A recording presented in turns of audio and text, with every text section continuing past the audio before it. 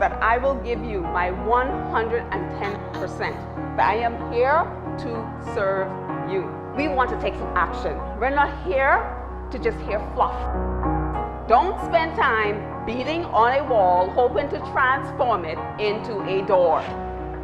We need to create our own doors. There's no limit to what we can do. Do you want to change your life? Say yes, Billy.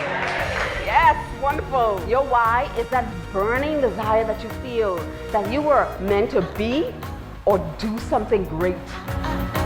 I promise that by the end of this presentation, you will walk out of this room with a renewed sense of purpose and drive to amplify your message. My bigger reason is literally to help you see through whatever blinders you may have on and release and unleash your why.